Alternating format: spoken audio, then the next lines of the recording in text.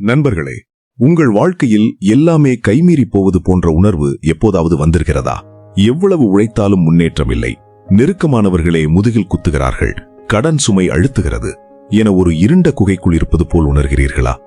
ஏன் எனக்கு மட்டும் இவ்வளவு சோதனைகள் என்று நீங்கள் கலங்கி நின்றால், உங்களுக்காகவே 2400 ஆண்டுகளுக்கு முன்பே சாணக்கியர் ஒரு ரகசியத்தை சொல்லிச் சென்றிருக்கிறார். சாதாரண மனிதனை இரும்பு மனிதனாக மாற்றும் அந்த ஒரு சூத்திரம் என்ன தெரியுமா? வாருங்கள், இன்றைய வீடியோவில் விரிவாக பார்ப்போம். இன்றைய வேகமான உலகில் நாம் சந்திக்கும் சவால்கள் மிகவும் சிக்கலானவை. பணவீக்கம், வேலை இழப்பு பயம் மற்றும் உறவுகளுக்குள் இருக்கும் ஈகோ மோதல்கள் நம் மன அமைதியை சுத்தமாக சிதைத்து விடுகிறன. பலரும் தங்களுக்கு ஒரு பிரச்சனை வரும்போது அதற்கான தீர்வை யோசிப்பதை விட, ஐயோ எனக்கு இப்படி ஆகிவிட்டதே என்று அந்த பிரச்சனையிலேயே மூழ்கி போகிறார்கள். தோல்வி ஏற்படும் போது சமூகம் நம்மை எப்படி பார்க்கும் என்ற பயம் நம்மை அடுத்த அடி எடுத்து வைக்க விடாமல் முடக்கி போடுகிறது. நெருக்கடியின் போது நம் புத்தி வேலை செய்வதை நிறுத்திவிடுகிறது. இதன் விளைவாக தவறான முடிவுகளை எடுத்து இன்னும் பெரிய குழப்பத்தில் மாட்டிக்கொள்கிறோம். சுருக்கமாக சொன்னால், இன்றைய காலகட்டத்தில் மன அழுத்தம் என்பது ஒரு நோயாக அல்ல, ஒரு வாழ்க்கை முறையாகவே மாறிவிட்டது. இன்றைய காலகட்டத்தில் மக்கள் அனுபவிக்கும் கஷ்டங்கள் வெறும் பணத்தோடு மட்டும் முடிந்து விடுவதில்லை. ஒரு காலத்தில் பசிக்கு வழியில்லாததுதான் கஷ்டமாக இருந்தது. ஆனால் இன்று கை நிறைய சம்பளம் இருந்தும் நிம்மதி இல்லாததுதான் மிகப்பெரிய கஷ்டமாக இருக்கிறது. காலையில் கண் விழித்ததிலிருந்து இரவு தூங்கச் செல்லும் வரை ஒரு விதமான இனம் புரியாத பதற்றத்திலேயே நாம் வாழ்கிறோம். இதற்கு மிக முக்கிய காரணம் ஒப்பீடு. சமூக வலைதளங்களை பார்க்கும்போது மற்றவர்கள் எல்லாரும் சந்தோஷமாக இருப்பது போலவும் நாம் மட்டும் ஏதோ ஒன்றில் பின்தங்கி இருப்பது போன்ற ஒரு மாய பிம்பம் நமக்குள்ளே உருவாகிறது. இது நம்மை மனரீதியாக பலவீனப்படுத்துகிறது. அடுத்ததாக, குடும்ப உறவுகளில் இருக்கும் விரிசல்கள். இன்று ஒரே வீட்டில் 4 பேர் இருந்தாலும் 4 பேரும் 4 செல்போன்களில் தங்களை சுருக்கிக் கொள்கிறார்கள். மனவிட்டு பேச ஆளில்லாத ஒரு தனிமை கோடி ரூபாய் சம்பாதித்தாலும் தீராத ஒரு வெற்றிடத்தை உருவாக்குகிறது. வேலை செய்யும் இடத்தில் இருக்கும் அழுத்தம், எப்போது வேண்டுமானாலும் வேலை போகலாம் என்ற அச்சம், குழந்தைகளின் எதிர்காலம் குறித்த கவலை என ஒரு மனிதன் பல முனை தாக்குதலுக்கு ஆளாகிறான். குறிப்பாக இளைஞர்கள் மத்தியில் தோற்று விடுவோமோ என்ற பயம் அவர்களை எதையும் முயற்சி செய்ய விடாமல் தடுக்கிறது. கடன் பிரச்சனை என்பது ஒரு மனிதனை உயிருடன் கொல்லும் விஷமாக மாறுகிறது. ஆடம்பரத்திற்காக வாங்கும் கடன்கள் ஒரு பக்கம் என்றால், மருத்துவத்திற்காகவும் அடிப்படை தேவைகளுக்காகவும் வாங்கும் கடன்கள் ஒரு மனிதனின் சுயமரியாதையை சிதைத்து விடுகிறன. உறவினர்களின் ஏளன பேச்சு, நண்பர்களின் புறக்கணிப்பு என உலகம் அவன் மீது பாரத்தை சுமத்துகிறது. இவ்வளவு நெருக்கடிகளுக்கு நடுவில் ஒரு மனிதன் எப்படி தன் மன உறுதியை காப்பாற்றிக் கொள்ள முடியும்? இங்கேதான் நாம் சாணக்கியரின் ராஜதந்திரங்களையும் ஒரு இரும்பு மனிதனாக மாறுவதற்கான ரகசியத்தையும் தேடிச் செல்ல வேண்டியிருக்கிறது. இன்றைய நவீன உலகில் கஷ்டங்கள் என்பது வெறும் புற சூழ்நிலையை சார்ந்தது மட்டுமல்ல, அது நம் மனதிற்குள் நடக்கும் ஒரு பெரும் போர். குறிப்பாக நடுத்தர வர்க்க மக்கள் சந்திக்கும் மிகப்பெரிய சவால் என்னவென்றால், இருப்பதை காட்டிக்கொள்ள முடியாமல், இல்லாததை மறைக்க முடியாமல் தவிப்படுதான். ஒரு சராசரி மனிதன் காலையில் எழும்போது தன் கடன்களை பற்றி தான் முதலில் யோசிக்கிறான். மாதத்தின் முதல் வாரம் சம்பளம் வந்தவுடனே அது இஎம்ஐ மற்றும் வாடகைக்கே சரியாக போய்விடுகிறது. மீதமுள்ள நாட்களை எப்படி கடத்தப் போகிறோம் என்ற கவலை அவனை ஒரு இயந்திரமாக மாற்றிவிடுகிறது. இந்த இயந்திரத்தனமான வாழ்க்கையில் மனிதன் தன் ஆரோக்கியத்தை இழக்கிறான். உடல் ரீதியான நோய்களை விட மன ரீதியான அழுத்தங்கள் இன்று தற்கொலை எண்ணங்கள் வரை ஒருவனை இட்டுச் செல்கின்றன. நான் யாருக்காக ஓடிக்கொண்டிருக்கிறேன், எனக்கான நேரம் எங்கே இருக்கிறது என்ற கேள்விக்கு யாரிடமும் பதிலில்லை. உறவுகளுக்குள் இருக்கும் புரிதல் குறைந்துவிட்டது. கணவன் மனைவிக்கிடையே நடக்கும் சின்ன சின்ன சண்டைகள் கூட இன்று பெரிய பிரிவுகளில் போய் முடிகின்றன. இதற்கெல்லாம் காரணம் நம்மிடம் பொறுமை இல்லை. எதையும் உடனடியாக அடைய வேண்டும் என்ற வேகம் நம்மை சிதைக்கிறது. மேலும் சமூக அழுத்தம் என்பது இன்று ஒரு பெரிய சுமையாக இருக்கிறது. பக்கத்து வீட்டுக்காரர் ஒரு கார் வாங்கினால் நமக்கும் அந்த தேவை இருக்குதோ இல்லையோ, நாமும் அதை வாங்க வேண்டும் என்று ஆசைப்படுகிறோம். இந்த போட்டி மனப்பான்மை நம்மை நிம்மதியாக தூங்க விடுவதில்லை. கல்வித்துறையில் மாணவர்களுக்கு ஏற்படும் அழுத்தம், வேலை தேடும் இளைஞர்களுக்கு இருக்கும் ஏமாற்றம் என ஒவ்வொரு படிநிலையிலும் கஷ்டங்கள் வெவ்வேறு முகமூடி அணிந்து வருகின்றன. இவ்வளவு பிரச்சனைகளுக்கு நடுவில் ஒருவன் தன் நிதானத்தை இழக்காமல் இருப்பது என்பது சாத்தியமே இல்லை என்று தோன்றலாம். ஆனால் இந்த புயலுக்கு நடுவே ஒரு கட்டுமரம் போல நாம் எப்படி தப்பிப்பது? நம்மை வீழ்த்த நினைக்கும் இந்த உலகத்திற்கு முன்னால் நாம் எப்படி ஒரு இரும்பு மனிதனாக நிமிர்ந்து நிற்பது? அதற்குத்தான் சாணக்கியரின் தந்திரங்கள் நமக்கு தேவைப்படுகின்றன. நண்பர்களே, இன்றைய காலத்தின் கஷ்டங்களை பற்றி பேசும்போது நாம் ஒரு முக்கியமான விஷயத்தை மறந்து விடுகிறோம். அதுதான் தகவல் அதீதம், அதாவது இன்ஃபர்மேஷன் ஓவர்லோட். ஒரு காலத்தில் தகவல் கிடைக்காமல் மக்கள் கஷ்டப்பட்டார்கள். இன்று அளவுக்கு அதிகமான தகவல்கள் கிடைப்பதால் கஷ்டப்படுகிறார்கள். காலையில் எழுந்தவுடன் மொபைலை திறந்தால் யாரோ ஒரு நண்பர் வெளிநாட்டிற்கு சுற்றுப்பயணம் சென்ற புகைப்படம் இருக்கும். அதை பார்த்தவுடனே நாம் மட்டும் ஏன் இன்னும் இந்த சின்ன அறைக்குள் உட்கார்ந்து வேலை செய்கிறேன் என்ற தாழ்வு மனப்பான்மை நமக்குள் முளைக்கிறது. இது ஒரு சங்கிலி தொடர் போன்றது. இந்த ஒப்பிடுதல் நம்மை நிம்மதியாக வாழ விடுவதில்லை. ஒரு மனிதன் தன் உழைப்பால் ஒரு பைக் வாங்குகிறான். அது அவனுக்கு மகிழ்ச்சியை தருகிறது. ஆனால் அடுத்த தெருவில் இருப்பவர் கார் வாங்கிவிட்டார் என்று தெரிந்தவுடன் தான் வாங்கிய பைக்கின் மீதான சந்தோஷம் மறைந்து ஒரு ஏக்கமும் கஷ்டமும் வந்துவிடுகிறது. சாணக்கியர் சொல்வார், அடுத்தவனின் செல்வத்தை பார்த்து பொறாமைப்படுபவன் தன் கையில் இருக்கும் வைரத்தையும் கல் என்று நினைப்பான். இன்றைய இளைஞர்களின் மிகப்பெரிய வலி தனிமை. பல ஆயிரம் நண்பர்கள் சமூக வலைதளங்களில் இருக்கலாம். ஆனால் ஒரு பிரச்சனை என்று வரும்போது தோள் கொடுக்க ஒரு ஆள் கூட இருப்பதில்லை. எமோஷனல் சப்போர்ட் இல்லாத இந்த வாழ்க்கை மனிதனை உள்ளுக்குள் அரித்து தின்னும் கரையான் போன்றது. வேலை பளு, டார்கெட் பிரஷர், குடும்ப பொறுப்பு என எல்லாவற்றையும் ஒருவன் சுமக்க வேண்டியிருக்கிறது. குறிப்பாக கடன் என்ற வலையிற்குள் சிக்கிக்கொள்ளும் மக்கள் படும் அவஸ்தை சொல்லி மாளாது. ஒரு கடனை அடைக்க இன்னொரு கடன் என சுழலில் சிக்கி அந்த பாரத்தை தாங்க முடியாமல் தற்கொலை எண்ணத்திற்கு தள்ளப்படுகிறார்கள். இதற்கெல்லாம் காரணம் நமக்கு திட்டமிட தெரியவில்லை, அல்லது திட்டமிட்டாலும் அதை செயல்படுத்தும் மன உறுதி இல்லை. இந்த இக்கட்டான சூழலில் ஒருவன் எப்படி தன் ஆன்மாவை ஒரு இரும்பு தூணாக மாற்றிக்கொள்ள முடியும்? வாருங்கள், சாணக்கியரின் வரலாற்று பக்கங்களுக்குள் செல்வோம். ஏன் நாம் பலவீனமாக இருக்கிறோம்? நண்பர்களே, முதலில் நாம் ஒரு விஷயத்தை தெளிவாக புரிந்து கொள்ள வேண்டும். ஏன் 2400 ஆண்டுகள் முன்பு வாழ்ந்த சாணக்கியரை இன்று நாம் தேடி போகிறோம்? ஏனென்றால் அன்றிருந்த பிரச்சனைகளை விட இன்று நாம் சந்திக்கும் பிரச்சனைகள் மிகவும் நுணுக்கமானவை. வித்தியாசம் என்ன தெரியுமா? அன்று கஷ்டங்கள் என்பது வெளியிலிருந்து வந்தது. அதாவது ஒரு மன்னர் படையெடுத்து வருவார் அல்லது பசி வரும். ஆனால் இன்று கஷ்டங்கள் உள்ளுக்குள்ளிருந்து வருகின்றன. உதாரணம் 1, சமூக வலைதள மாயை. இன்று ஒரு மனிதன் கஷ்டப்படுவதற்கு அவனிடம் பணம் இல்லாதது காரணமல்ல, அவனை விட இன்னொருவன் அதிகம் வைத்திருப்பதுதான் காரணம். ஒரு சின்ன கதை. ஒருவரிடம் ஒரு பழைய சைக்கிள் இருந்தது. அவர் மகிழ்ச்சியாக இருந்தார். பிறகு அவர் ஒரு புது பைக் வாங்கினார். இன்னும் மகிழ்ச்சி அடைந்தார். ஆனால் அவர் தெருவில் ஒருவன் BMW காரில் செல்வதை பார்த்தவுடன் தான் வாங்கிய புது பைக்கின் மீதான சந்தோஷம் மறைந்து கஷ்டம் வந்துவிட்டது. இதுதான் இன்றைய நவீன கால கஷ்டம். உதாரணம் 2, தகவல் குழப்பம். இன்று யூடியூப், இன்ஸ்டாகிராம் என எங்கு பார்த்தாலும் இதை செய் பணக்காரனாகலாம், அதை செய் வெற்றி பெறலாம் என 1000 தகவல்கள். எதை செய்வது என்ற குழப்பமே ஒரு பெரிய கஷ்டமாக மாறிவிட்டது. நண்பர்களே, இன்றைய மக்கள் அனுபவிக்கும் கஷ்டங்கள் என்பது மனதில் ஏற்படும் கீறல்கள். கடன் பிரச்சனை, வேலையில் அழுத்தம், உறவுகளில் விரிசல், இவை அனைத்தும் ஒருவனை உள்ளுக்குள் பலவீனமான ஒரு களிமண்ணாக மாற்றிவிட்டன. ஒரு சின்ன தோல்வி வந்தாலே உடைந்து போகும் களிமண் பொம்மையாக நாம் இருக்கிறோம். இதிலிருந்து நாம் எப்படி ஒரு இரும்பு மனிதனாக மாறுவது? அங்கேதான் சாணக்கியர் வருகிறார். இந்த இக்கட்டான சூழலிலிருந்து வெளிவர சாணக்கியர் கூறும் அந்த இரும்பு மனிதன் சூத்திரம் மிகவும் எளிமையானது, ஆனால் சக்தி வாய்ந்தது. அவர் கூறுகிறார், ஒருவன் தன் கஷ்டத்தை கண்டு கலங்காமல் அதை ஒரு வாய்ப்பாக கருதும் போதுதான் அவன் இரும்பு மனிதனாக மாறுகிறான். முதலாவதாக, கஷ்டங்கள் வரும்போது உங்கள் உணர்ச்சிகளை கட்டுப்படுத்துங்கள். ஒரு இரும்பு எப்படி நெருப்பில் வாட்டப்படும் போதுதான் உறுதியாகிறதோ, அதே போலதான் மனிதனும் சோதனைகளில் வேகும் போதுதான் பக்குவப்படுகிறான். பிரச்சனைகளை தனித்தனியாக பிரித்து பாருங்கள்.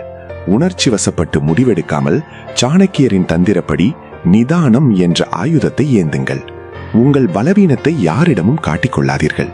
ஏனெனில் உலகம் பலவீனமானவர்களைக் கண்டு பயப்படாது, அவர்களை நசுக்கவே பார்க்கும். உங்கள் மனதை ஒரு கோட்டையைப் போல உறுதியாக வைத்துக் கொள்ளுங்கள். எந்த ஒரு கஷ்டமும் நிரந்தரமானது அல்ல என்பதை உணர்ந்து இதுவும் கடந்து போகும் என்ற மனநிலையோடு செயல்படுங்கள். சாணக்கியரின் கூற்றுப்படி, புத்திசாலி என்பவன் கஷ்டம் வரும்போது கண்ணீர் சிந்துபவன் அல்ல, அதை கடந்து செல்வதற்கான வழியை தேடுபவன்.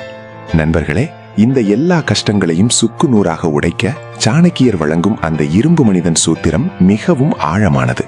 ஒரு சாதாரண மனிதன் எப்படி எல்லா சோதனைகளையும் தாண்டி ஒரு மாபெரும் சக்தியாக உருவெடுக்க முடியும் என்பதை அவர் படிப்படியாக விளக்குகிறார். உணர்ச்சிகளை ஆயுதமாக்குங்கள். சாணக்கியர் கூறுகிறார், உன் பலவீனத்தை யாரிடமும் காட்டாதே. ஒரு இரும்பு மனிதன் கஷ்டங்கள் வரும்போது அழுவதில்லை, மாறாக அந்த கஷ்டத்தை கொடுத்த சூழலை மாற்ற திட்டமிடுகிறான். உங்கள் கண்கள் கலங்கலாம், ஆனால் உங்கள் மூளை வேலை செய்வதை நிறுத்தக்கூடாது. ஒரு பிரச்சனை வரும்போது ஏன் எனக்கு இப்படி நடந்தது என்று கேட்பதை நிறுத்திவிட்டு இதை நான் எப்படி சரி செய்ய போகிறேன் என்று கேட்க தொடங்குங்கள். அதுதான் இரும்பு மனிதனின் முதல் அடையாளம். தனிமை மற்றும் மௌனம். நெருக்கடியான நேரத்தில் அதிகம் பேசாதீர்கள். மௌனம் என்பது கோழைத்தனம் அல்ல, அது ஒரு மிகப்பெரிய போர் தந்திரம். சாணக்கியரில் கூற்றுப்படி அமைதியாக இருக்கும்போதுதான் உங்களால் துல்லியமாக திட்டமிட முடியும். உங்களை சுற்றி இருப்பவர்கள் உங்களை எள்ளி நகையாடும் போது அவர்களுக்கு பதில் சொல்ல உங்கள் நேரத்தை வீணாக்காதீர்கள். உங்கள் வெற்றி அவர்களுக்கு பதில் சொல்லும் வரை காத்திருங்கள். அந்த பொறுமைதான் உங்களை ஒரு இரும்பு மனிதனாக மாற்றும். தோல்வியிலிருந்து பாடம் கற்றல். சாணக்கியர் தன் வாழ்வில் பல முறை தோல்வியை சந்தித்தவர், ஆனால் ஒருபோதும் பின்வாங்கியதில்லை. அவர் சொல்கிறார், தோல்வி என்பது முடிவல்ல, அது ஒரு புதிய தொடக்கம். ஒரு இரும்பு மனிதன் ஒவ்வொரு அடி வாங்கும் போதும் இன்னும் வலிமையாக மாறுகிறான். உங்கள் தொழில் நஷ்டமடைந்திருக்கலாம், உங்கள் காதல் தோல்வி அடைந்திருக்கலாம், அல்லது நீங்கள் நம்பியவர்கள் உங்களை ஏமாற்றி இருக்கலாம். இவை அனைத்தும் உங்களுக்கு ஒரு பாடத்தை கற்றுக் கொடுக்க வந்திருக்கின்றன. அந்த பாடத்தை சரியாக படித்து விட்டீர்கள் என்றால் அடுத்த முறை உங்களை யாராலும் வீழ்த்த முடியாது. ஒழுக்கமும் விடாமுயற்சியும். இரும்பு மனிதனாக மாறுவதற்கு தினசரி ஒழுக்கம் மிக முக்கியம். சூரியன் உதிப்பதற்கு முன் எழுவது முதல் உங்கள் அன்றாட வேலைகளை சரியாக திட்டமிடுவது வரை அனைத்தும் உங்கள் கட்டுப்பாட்டில் இருக்க வேண்டும். சோம்பல் என்பது சாணக்கியரின் பார்வையில் ஒரு தற்கொலைக்கு சமம். கடினமான காலங்களில் மற்றவர்கள் ஓய்வெடுக்கும் போது நீங்கள் உழையுங்கள், மற்றவர்கள் தூங்கும் போது நீங்கள் கனவு காணுங்கள். உங்கள் உழைப்பு தான் உங்கள் பாதுகாப்பு கவசம். பயத்தை எதிர்கொள்ளுதல். பயம் உங்களை நெருங்கும் முன்னே அதை தாக்கி அழித்துவிடு என்பது சாணக்கியரின் மிகச் சிறந்த அறிவுரை. எதை கண்டு நீங்கள் பயப்படுகிறீர்களோ அதை நேரடியாக செய்து பாருங்கள். வறுமை பயமா? கடினமாக உழைக்க தொடங்குங்கள். தோல்வி பயமா? மீண்டும் ஒரு முறை முயற்சி செய்யுங்கள். பயத்தை எதிர்கொள்ளும் ஒருவனால் மட்டுமே இரும்பு மனிதனாக நிமிர்ந்து நிற்க முடியும். நண்பர்களே, ஒரு இரும்பு மனிதனாக மாறுவது என்பது உடல் பலத்தை சார்ந்ததல்ல, அது மனபலத்தை சார்ந்தது. சாணக்கியர் சந்திரகுப்த மௌரியரை ஒரு மாபெரும் பேரரசராக உருவாக்குவதற்கு முன்னால் அவருக்கு கற்றுக் கொடுத்த முதல் பாடம் இதுதான். உன்னை சுற்றியுள்ள உலகம் உன்னை எப்படி கணிக்கிறது என்பது முக்கியமல்ல, உன்னை நீ எப்படி காண்கிறாய் என்பதே முக்கியம். ஆழமான திட்டமிடல். இரும்பு மனிதன் என்பவன் உணர்ச்சிகளுக்கு அடிமையாக மாட்டான். ஒரு பிரச்சனை வரும்போது, மற்றவர்கள் கதறி அழும்போது, இரும்பு மனிதன் ஒரு மூலையில் அமர்ந்து அந்த பிரச்சனையின் வேர் எங்கே இருக்கிறது என்று ஆராய்வான். சாணக்கியர் கூறுகிறார், எதிரி உன்னை விட பலசாலி என்றால் அவனை நேருக்கு நேர் மோதாதே, உன் புத்தியால் அவனை சுற்றி வளைத்து வீழ்த்து. உங்கள் வாழ்க்கையில் இருக்கும் கஷ்டங்களும் ஒரு எதிரிதான். அந்த எதிரியை நேருக்கு நேர் பார்த்து பயப்படாமல் அந்த பிரச்சனைக்கான தீர்வை ஒரு வரைபடமாக உருவாக்குங்கள். தன்னம்பிக்கை எனும் கவசம்.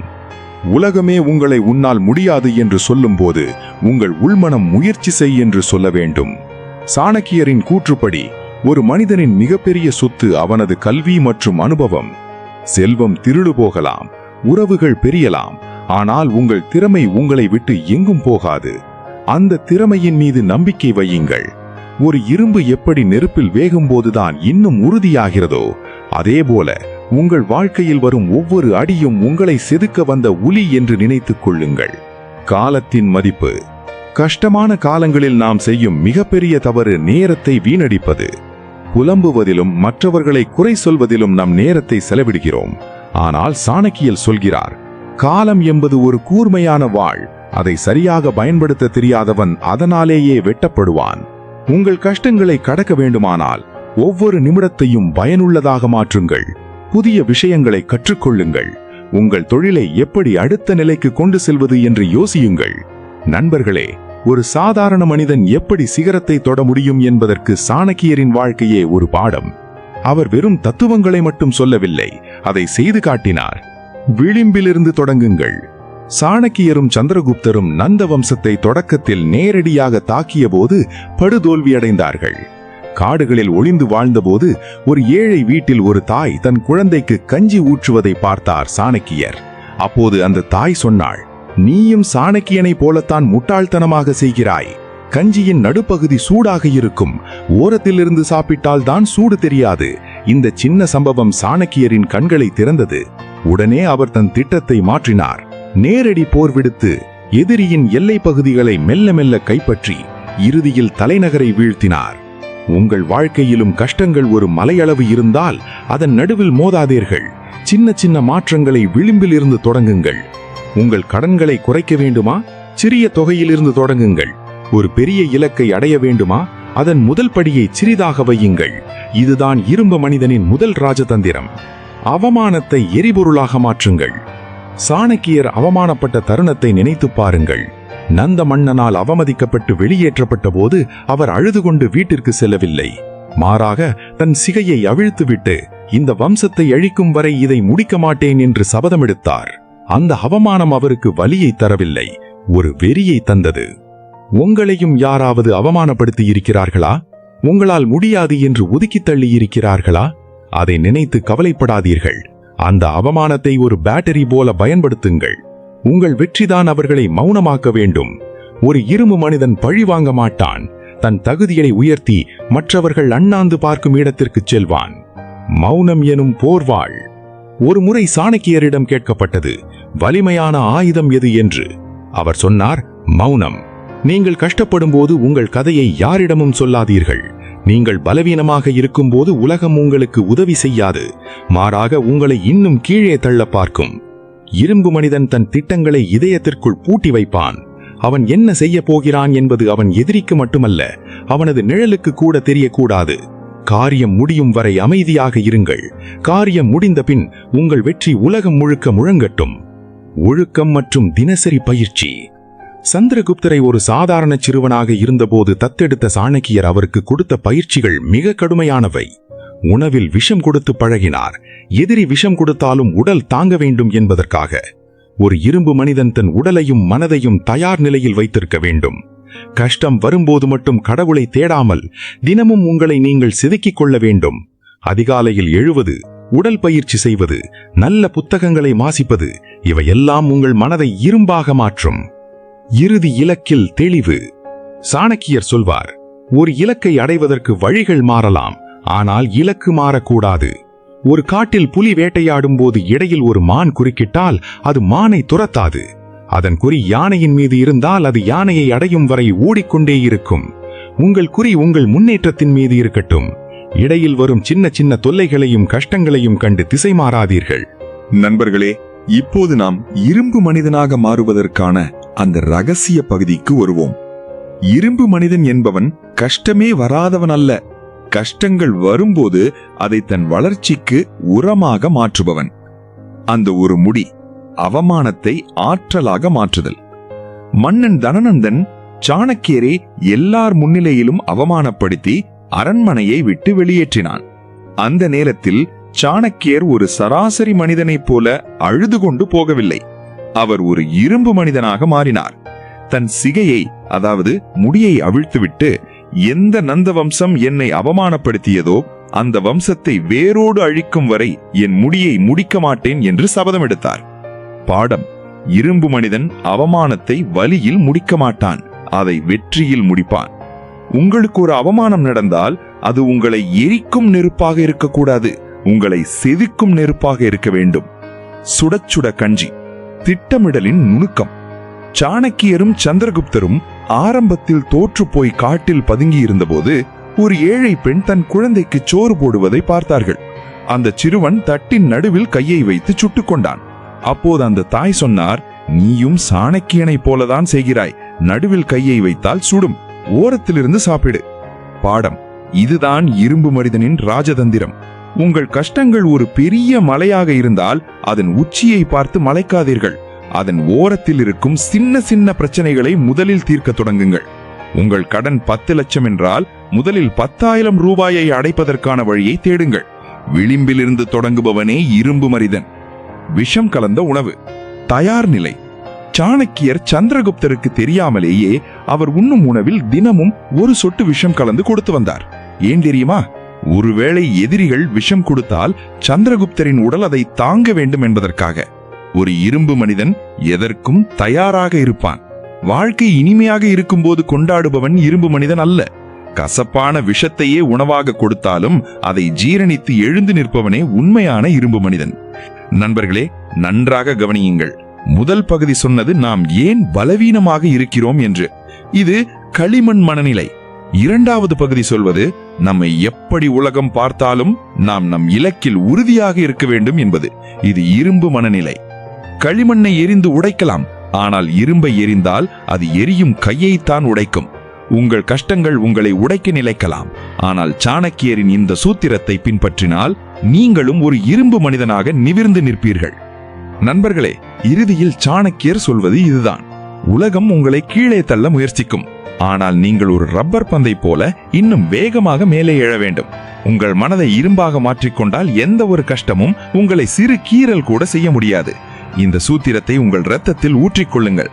நீங்கள் வெற்றி பெறுவது உறுதி. நண்பர்களே, வாழ்க்கை என்பது ஒரு போர்க்களம்.